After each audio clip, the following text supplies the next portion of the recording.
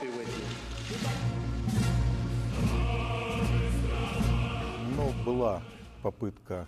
I don't think they've had any relations, but there was an attempt by the Kremlin to have some sort of influence on the election in order to create provocations. How well known in Russia, in Russian circles, how well known is it that Russia influences or attempts to interfere in other countries' elections? До последнего времени, Until recent times, until this whole scandal blew up, the Kremlin was trying to show quite the opposite, to show Russian society how much it has had an influence on the American elections. I mean, they weren't doing it so directly, but they were trying to make it like we elected Trump. Russia, if you're listening, I hope you're able to find the 30,000 emails that are missing. It could be Russia, but it could also be China. It could also be lots of other people. It also could be somebody sitting on their bed that weighs 400 pounds. I have President Putin. He just said it's not Russia.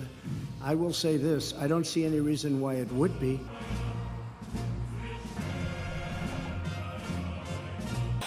Do you believe that Russia interferes in the British elections, the French presidential elections, the European elections that are taking place at the moment, the UK referendum? I mean, are they up for all elections, the Russians?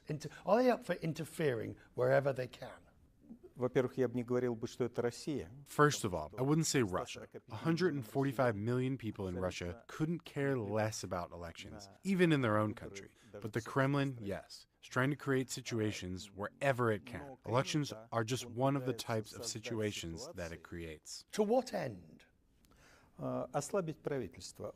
To weaken governments in order to make it easier to negotiate with them and reach those goals that Putin has set for himself.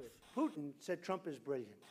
And I like him because he called me a genius. He said Trump is the new real leader. Trump should be the leader, and he's a total genius, and it got out in the paper. So he called me a genius. You know, it wouldn't be bad to get along with Russia, right? It wouldn't be bad. Trade. We intend to do a lot of trade with Russia. We do some right now. It's up a little bit. But he'd like to do trade, and we'd like to do trade. The old divide and rule concept. But is there any evidence that it's working, all that they are doing? Ну, без всякого сомнения, некое воздействие. No doubt there. It does have an impact. I can see the positions of many European leaders, political leaders, I mean.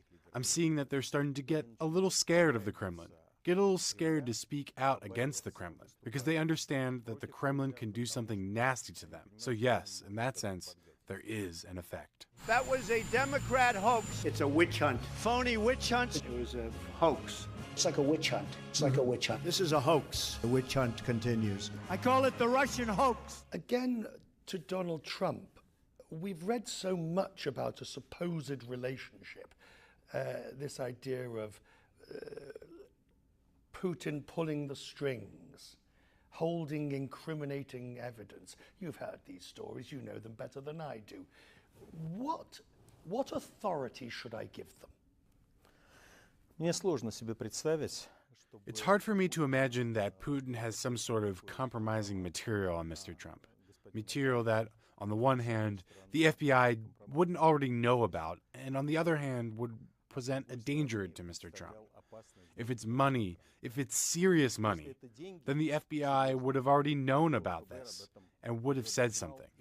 If it's women, then for Mr. Trump, as far as I understand it, women aren't compromising material.